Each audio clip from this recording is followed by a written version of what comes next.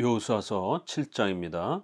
이스라엘 자손들이 온전히 바친 물건으로 말미암아 범죄하였으니 이는 유다 지파 세라의 증손 삽디의 손자 갈미의 아들 아간이 온전히 바친 물건을 가졌음이라. 여호와께서 이스라엘 자손들에게 진노하시니라. 여호수아가 여리고에서 사람을 베델 동쪽 벳아엔 곁에 있는 아이로 보내매 그들에게 말하여 이르되 올라가서 그 땅을 정탐하라 하매 그 사람들이 올라가서 아이를 정탐하고 여호수아에게로 돌아와 그에게 이르되 백성을 다 올라가게 하지 말고 2~3천 명만 올라가서 아이를 치게 하소서. 그들은 소수이니 모든 백성을 그리로 보내어 수고롭게 하지 마소서 하므로 백성 중 3천 명쯤 그리로 올라갔다가 아이 사람 앞에서 도망하니 아이 사람이 그들을 36명쯤 쳐 죽이고 성문 앞에서부터 스바림까지 쫓아가 내려가는 비탈에서 쳤으므로 백성의 마음이 녹아 물같이 된지라. 여호수아가 옷을 찢고 이스라엘 장로들과 함께 여호와의 궤 앞에서 땅에 엎드려 머리에 티끌을 뒤집어 쓰고 저물도록 있다가 이르되 슬프도소이다. 주 여호와여 어찌하여 이 백성을 인도하여 요단을 건너게 하시고 우리를 아모리 사람의 손에 넘겨 멸망시키려 하셨나이까. 우리가 요단 저쪽을 만족하게 여겨 거주하였다면 좋을 뻔하였나이다. 주여 이스라엘이 그의 원수들 앞에서 돌아섰으니 내가 무슨 말을 하오리까. 가나안 사람과 이 땅의 모든 사람들이 듣고 우리를 둘러싸고 우리 이름을 세상에서 끊으리니 주의 크신 이름을 위하여 어떻게 하시려 하나이까 하니 여호와께서 여호수아에게 이르시되 일어나라. 어찌하여 이렇게 엎드렸느냐. 이스라엘이 범죄하여 내가 그들에게 명령한 나의 언약을 어겼으며 또한 그들이 온전히 바친 물건을 가져가고 도둑질하며 속이고 그것을 그들의 물건들 가운데 두었느니라.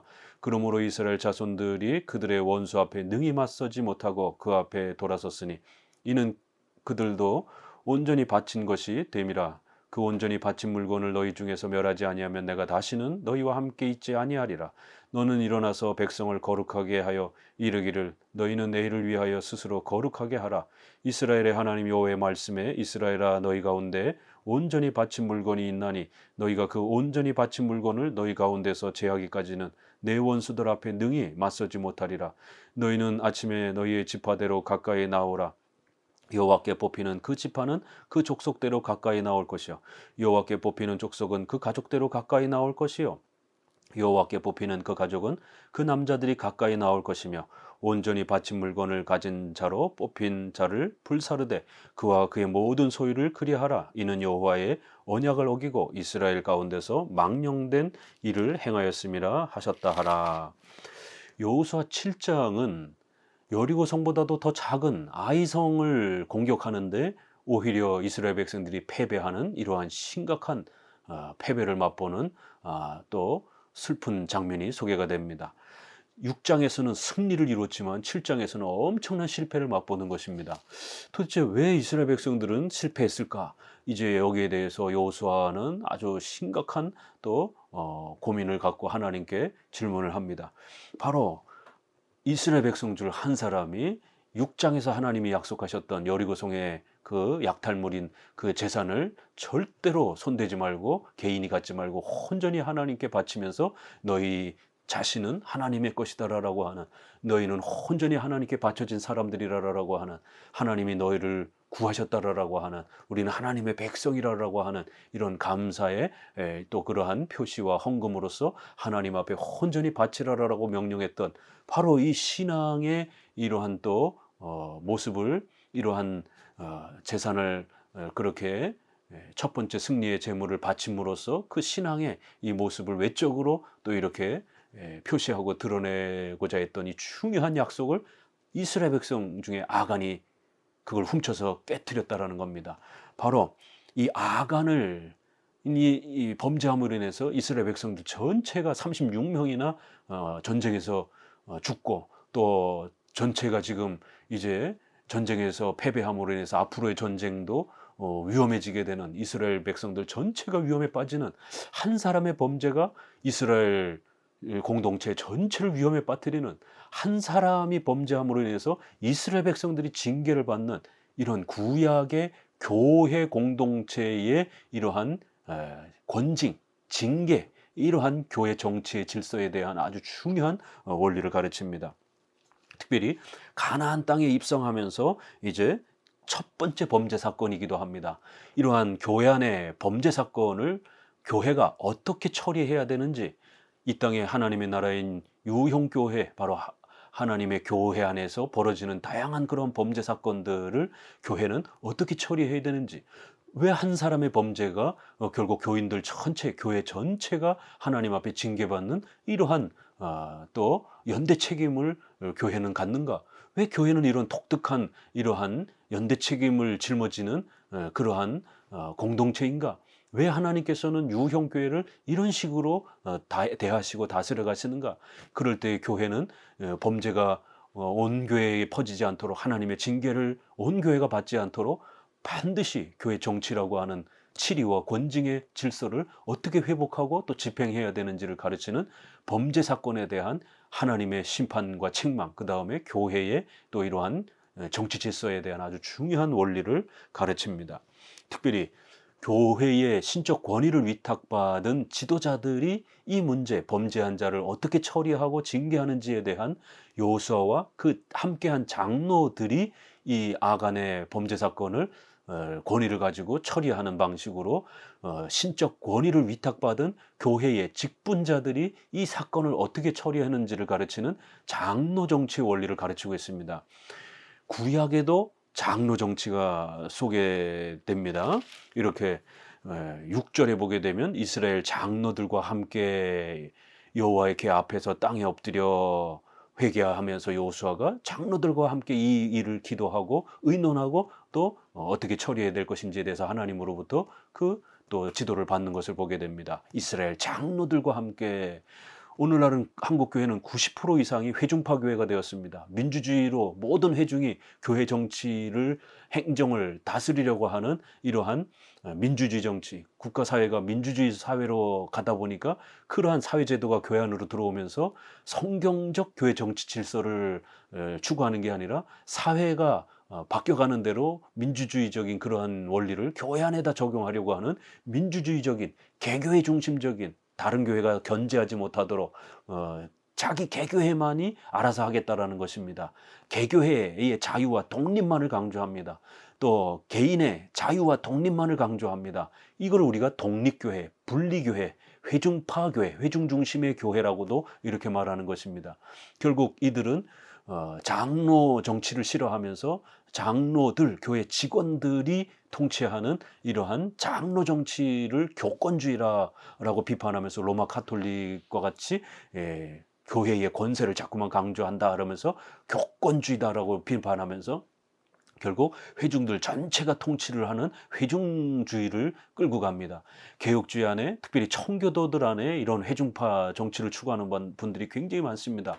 그렇기 때문에 우리가 청교도 개혁주의를 추구하지만 어떤 청교도 개혁주의인가를 장로교 중심으로의 청교도와 개혁주의를 표방해야 그게 정통 기독교의 핵심 주류가 되는 것입니다. 웨스트민스터 영국은 청교도라고 이렇게 표현하는 겁니다. 성공회의 카톨릭에 대적한 모든 사람들을 청교도 프리탄이라고 말하는 겁니다. 그럴 때에 웨스트민스터 신조를 만든 웨스트민스터 총회에 참여한 이 멤버, 장로주의를 표방한 이 분들을 우리가 정통 청교도와 칼빈주의라고 말하는 겁니다. 이때 장로교가 싫어서 분리해서 나간 사람들이 바로 존 오웬, 토마스 굿인, 이런 사람들을 중심으로 해서 1658년에 그렇게 사보이 선언을 하면서 회중파 교단을 설립하는 겁니다. 1648년에 웨스트민스터 신앙 고백이 고백되었음에도 불구하고 이 장로 정치를 표방하는 것을 거부하고 회중 정치를 표방하면서 장로 정치는 교권주의다라고 비난하면서 회중 정치가 성경적이다라고 이렇게 주장을 합니다. 이미 벌써 10년 전에 미국으로 이민 간 바로 존 코튼 매더, 또 리차드 후커, 토마스 후커, 뭐 이런 분들, 회중파의 아버지라고 불려지는 이런 유명한 사람들 아닙니까? 1648년에 캠브리지 선언을 선언해가지고 장로 정치는 교권주의라고 비난하면서 회중파 정치가 성경적이다라고 이렇게 주장을 합니다. 바로 이들이 회중파 교단의 설립자들입니다. 그리고 최근에 와서는 로이드 존스도 장로 정치는 아주 비성경적이고 교권주의라고 그의 조직 신학에서 비판하고 회중 정치가 가장 성경적이다라고 이렇게 로이드 존스도 회중파 정치를 추구하는 이러한 회중파 청교도주의를 추구하는 그런 계열에 있습니다. 그러나 정통 우리가 청교도 개혁주의란 칼빈을 통해서 완성되고 존 낙스를 통해서 발전되어진 바로 이런 장로 정치, 칼빈도 반드시 장로 정치를 기독교 강요에서 성경적 정치로 소개하고 있습니다. 웨스트민스터 영국은 장로 정치를 표방하면서 웨스트민스터 신앙 고백에 그렇게 표현한 것입니다. 왜냐하면 이렇게 성경에 이스라엘 장로들과 함께 여호수아가 이 범죄 사건을 처리를 하는 것입니다. 우리가 출애굽기 3장 16절에도 보게 되면 하나님이 모세에게 명령을 할 때 출애굽의 명령도 백성들에게 직접 명령한 게 아니라 모세로 하여금 하나님이 너는 가서 이스라엘 장로들을 모으고 그들에게 이르되 이렇게 장로들을 모아서 그들에게 가르치고 그들이 백성들을 권고하도록 하나님은 모세를 통해서 장로들을 이렇게 권위로 세우시고 그들이 이 모든 이스라엘 백성들을 이끌도록 그렇게 명령하는 걸 보게 됩니다. 출애굽기 3장 18절에도 너는 그들의 장로들과 함께 바로 왕에게 이르기를 백성들이 전체로 몰려가 가지고 따진 게 아닙니다. 모세와 아론과 그리고 장로들이 애굽 왕에게 가서 그러한 또 정치적 요구를 하는 것입니다. 이렇게 출애굽 당시에도 이스라엘 장로들에게 하나님께서 출애굽의 그 모든 통치와 역사들을 모세와 함께 하도록 명령하십니다. 그리고는 민수기에 보게 되면 70인의 장로를 이제 조직화해서 세우시는 이런 놀라운 장면이 나옵니다.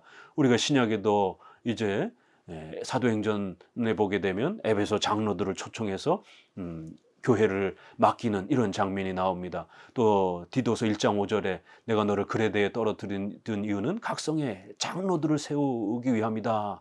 또 디모데서에도 보면은 장로회에서 받은 안수를 소중하게 여겨라. 이렇게 신약에서도 장로를 세우라라고 디모데전서 이제 5장 17절에도 장로들을 배나 존경하라라고 이렇게 장로를 중심으로 해서 그들에게 신적 권위, 교회를 통치할 수 있는 신적 권위를 위탁해 주셨고 그들이 교회를 통치하고 다스려가는 것이 성경적인 정치 원리임을 소개하고 있습니다. 여기도 이렇게 여호수아에서도 이스라엘의 지도자였던 여호수아가 혼자 다 다스리는 게 아니라 이스라엘 장로들과 함께 여호와의 궤 앞에서 이렇게 이 치리 사건을 진행하는 아주 중요한 내용을 보이고 있습니다. 결국 그들이 하나님의 뜻을 따라서 아간을 찾았고 그 아간을 결국 엄중히 징계하면서 아골 골짜기에서 이들을 죽이는 이러한 심판을 단행합니다.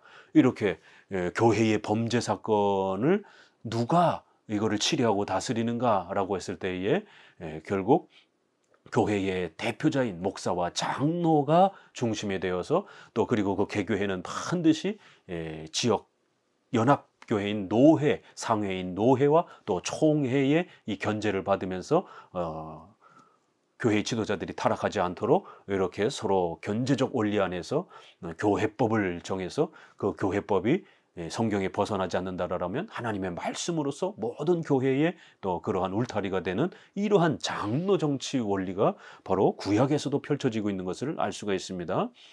결국 아간이 하나님 앞에 온전히 바쳐진 물건, 그래서 7절에는 온전히 바쳐진 물건이라는 표현이 대여섯 번씩 이렇게 강조하면서 바로 이 첫 번째의 그 약탈물의 제사는 이스라엘 백성들 자신을 하나님께 바치는 그런 중요한 신앙의 상징적 그러한 헌신의 표시였다라는 겁니다.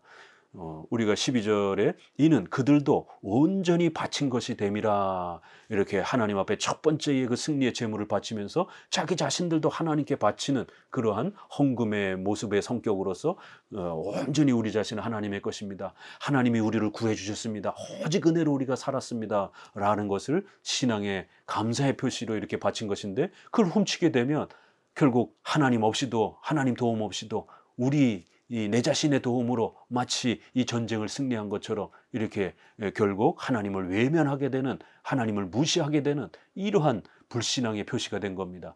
그래서 아간의 죄는 죽음으로서 처벌을 받아야 되는 무서운 하나님의 이 권능과 하나님의 구원의 은혜를 무시하는 엄청난 죄가 되는 것입니다. 물건 하나 훔쳤다고 해가지고 이렇게 너무 가족들 전체까지 죽이는 것이 너무한 것 아닌가라고 물을 문제가 아닙니다. 아담이 범죄한 그 선악과를 따먹은 것은 하나님의 그 전능한 하나님의 약속을 깨뜨리고 하나님 없이도 살 수 있다라고 하는 불신앙의 엄청난 표시 있던 것처럼 여리고성의 이 첫 번째 이 승리의 재물을 약탈한 것은, 훔친 것은 결국 하나님 도움 없이 우리가 승리했다, 하나님 없이도 살 수 있다, 하나님 은혜 없이도 살 수 있다라고 하는 이런 불신앙의 가장 대표적인 성격이었기 때문에 하나님은 첫 번째 이 모델로서 하나님 없이도 살 수 있는 것처럼 이렇게 죄를 범하는 이 불신앙을 어떻게 처리해야 될지, 이건 아주 가장 가혹하고 가장 심각한 범죄이기 때문에 가장 엄중하게 죽음으로 처벌하라고 이렇게 하나님이 모델, 첫 번째 그 범죄의 모델로서 아주 엄중한 경고로 이렇게 죽음의 형벌로 보여준 겁니다. 우리가 사도행전 5장에 베드로가 신약의 교회가 세워지는 바로 그 중요한 시기에 아나니와 삽비라가 헌금을 하려고 하다가 일부를 숨겼습니다. 결국 사도들 앞에 거짓말한 것은 하나님 앞에 거짓말한 것이다라고 이렇게 평가받으면서 즉석에서 부부가 죽습니다. 아니, 헌금을 일부라도 한 게 얼마나 귀합니까? 그런데도 거짓말한 것 때문에 죽습니다. 이건 하나님이 심판을 너무 세게 한 게 아니라 바로 신약의 교회가 처음으로 설립되어지는 이 중요한 시기에 이렇게 교회가 교회의 이러한 질서를 어지럽히고 교회의 이러한 그 신적 권위를 우습게 여기고 교회의 치리와 질서들을 함부로 여기고 거짓말을 해도 되는 것처럼 이렇게 하게 되면 교회 전체가 무너질 수 있는, 신약교회 전체가 무너질 수 있는 위기가 찾아올 수 있었기 때문에 하나님은 심판의 모델로 교회를 어지럽히는 것이 얼마나 무서운 죄가 되는지에 대해서 아주 엄중한 경고로 신약에도 아나니와 삽비라를 헌금을 숨겼다라고 하는 그 이유로 죽음으로 형벌을 한 겁니다. 이렇게 구약의 이제 가나안 땅에 들어가서 이 땅의 유형교회로서의 모습이 무엇인지, 하나님의 나라가 무엇인지를 이제 본격적으로 설립하고 세워야 되는 이 중요한 첫걸음에 이렇게 아간이 거짓말을 하고 속이고 교회의 질서를 어지럽힌 겁니다. 그래서 하나님은 하나님을 무시한 죄, 또 교회를 무시한 죄, 또 신앙의 불신앙을 일으킨 죄에 대해서 아주 모델로 엄중하게 죽음으로 처벌을 한 것입니다. 결국 아주 작은 성이었지만 이렇게 아간의 범죄 때문에 결국 36명이 죽었고 백성들의 마음은 좌절했고, 그래서 이제 여호수아와 장로들은 머리에 티끌을 쓰고 하나님 앞에 바짝 엎드려서 하나님 도대체 어떻게 된 일입니까? 라고 하나님께 간절히 탄식하면서 기도합니다.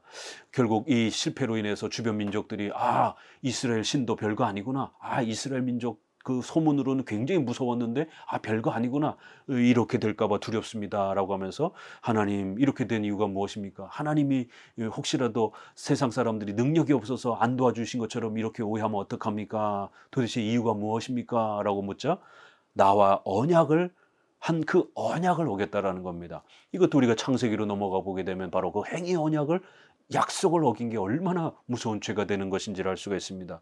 이렇게 11절에 이스라엘이 범죄하여 내가 그들에게 명령한 나의 언약을 어긴 것이다. 바로 온전히 바쳐진 그것을 가져가고 도둑질했다. 이렇게 도둑질했다라고까지 이야기합니다. 하나님 앞에 분명히 구별되어야 되고 하나님 앞에 바쳐져야 되는 중요한 신앙의 그러한 수단들이 있습니다. 또 신약에도 하나님이 세워주신 신약적 은혜 수단들이 있습니다.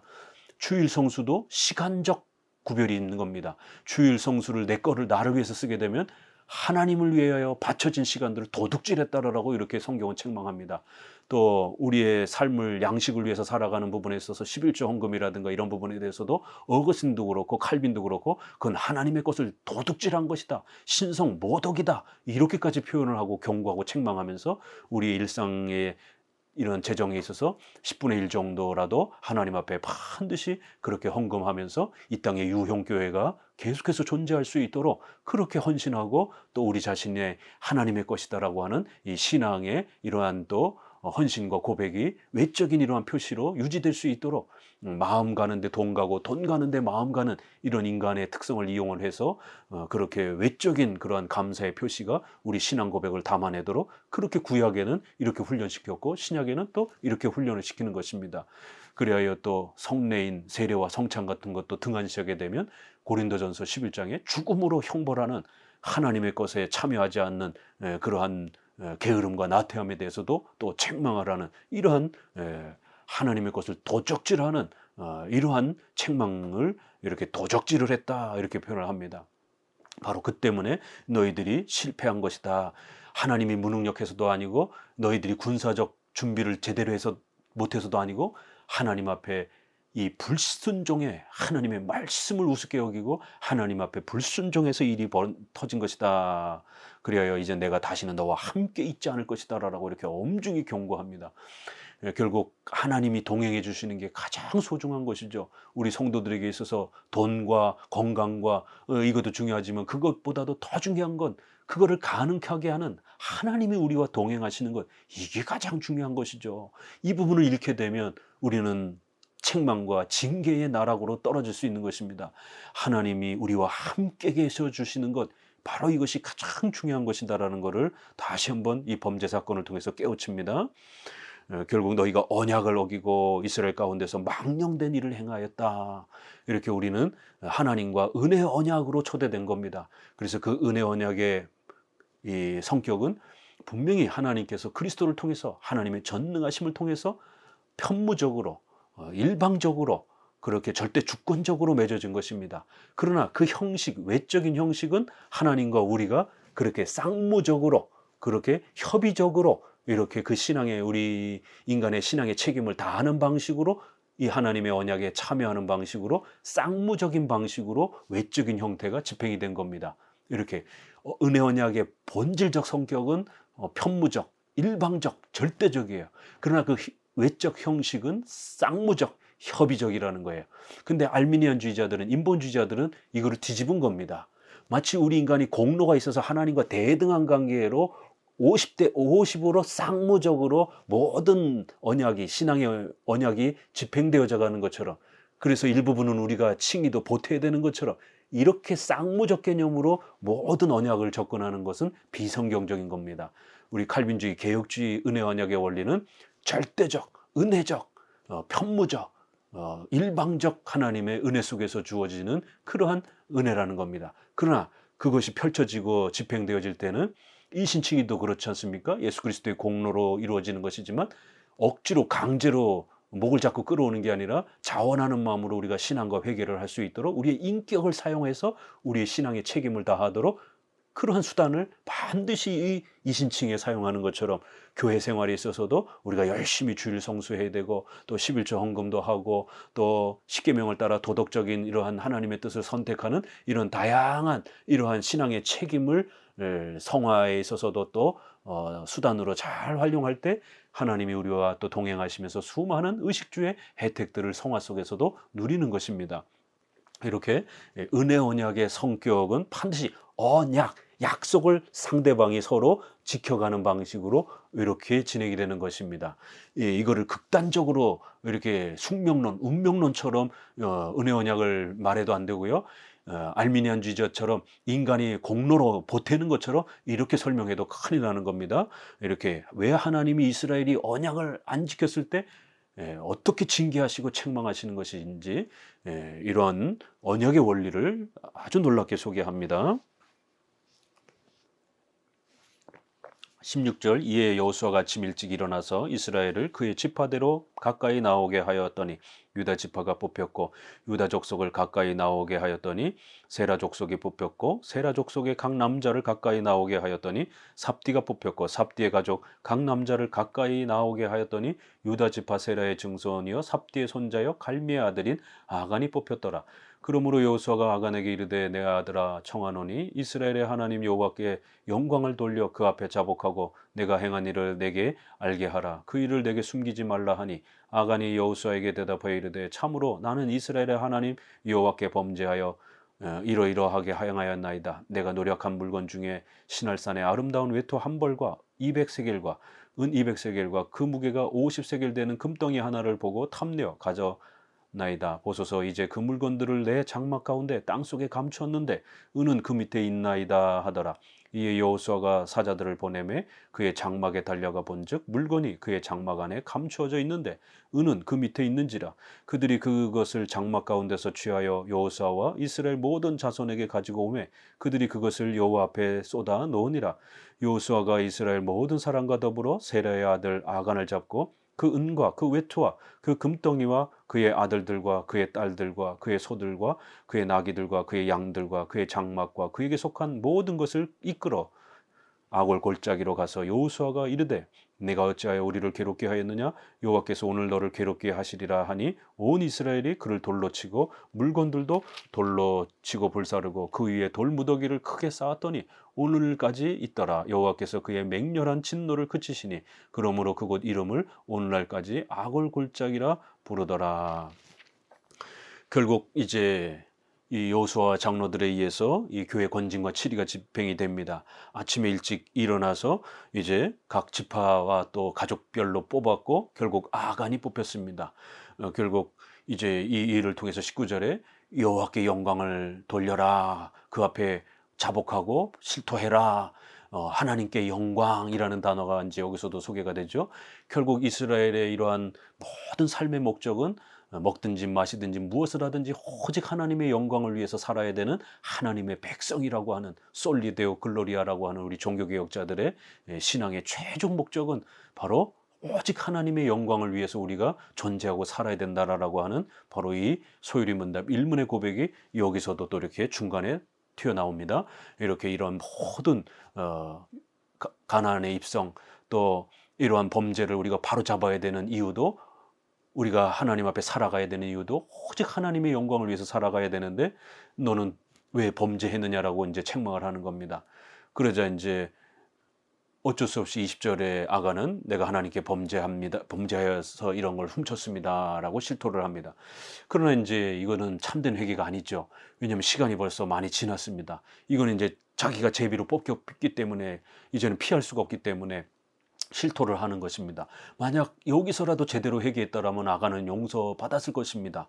그런데 아침 일찍 일어나 이렇게 분명히 시간이 한참 지났습니다. 하나님 시간을 주셨습니다.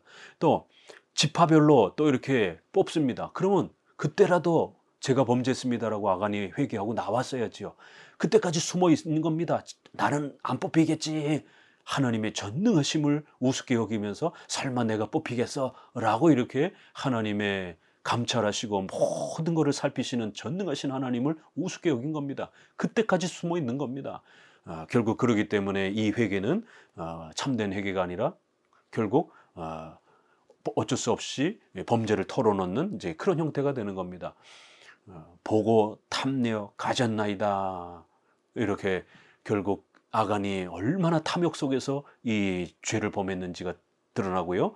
이런 표현들은 창세기 우리가 3장에 보게 되면 하와가 선악과를 볼 때에 먹음직스하고 이렇게 아주 탐스럽다라고 하는 그런 인간의 죄악된 욕망, 하나님의 명령은 불편하고 세상의 죄악은 굉장히 아주 그럴듯하고 멋있어 보이는 이런 어리석은 인간의 이 욕망과 잘못된 판단 때문에 결국 죄를 짓는 그 죄의 유혹의 본질의 성격이 비슷하다라는 것을 비슷한 표현을 이렇게 보고 탐내어 가졌나이다. 오늘날도 성도들이 하나님의 말씀을 불순종하고 세상 방식으로 자꾸만 이렇게 살려고 할 때 그 세상 방식이 훨씬 더 보함직도 하고 그럴듯하고 훨씬 더 나를 유익하게 하는 것처럼 생각해서 텁석 선택을 하게 되는 거예요.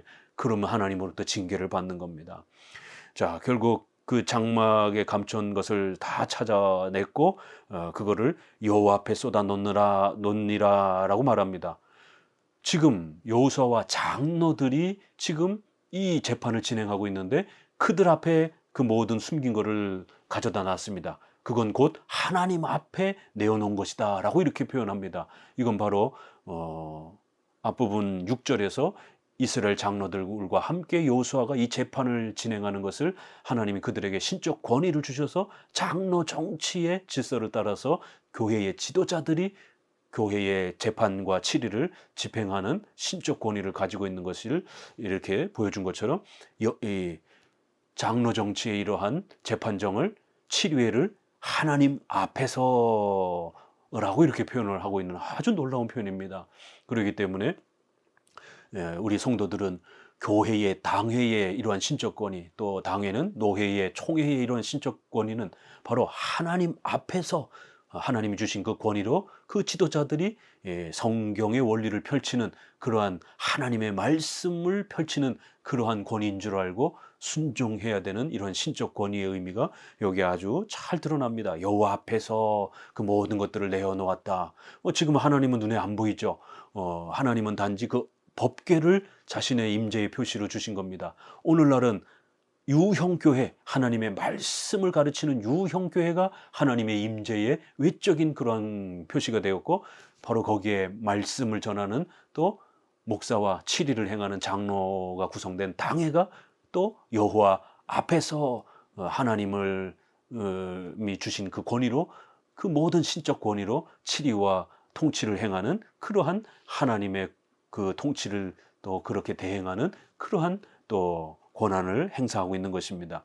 이렇게 여호와 앞에서 하나님의 권위를 가지고 행사하더라라고 이런 아주 중요한 표현이 나오고, 결국 그들의 모든 물건을 가지고 아골 골짜기로 가서 가족들 전부를 죽이는 것을 보게 됩니다.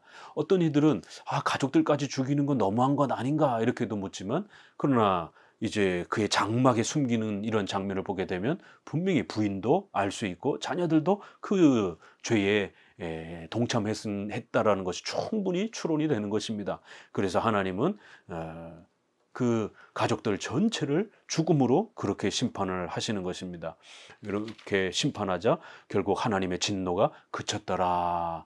이렇게 교회가 범죄할 때에 어떤 일이 벌어지는지, 특별히 그 교회 안에 한 사람이 범죄함으로 인해서 그 범죄가 교회 전체에 퍼지게 되면 어떤 일이 벌어지는지, 그래서 교회의 지도자들은 신속히 7위회를 구성을 해서 그 범죄를 바로잡고 징계해서 교회를 바로 세워야 되는 이러한 교회 정치의 필요성과 또 중요성을 가르치고 있습니다.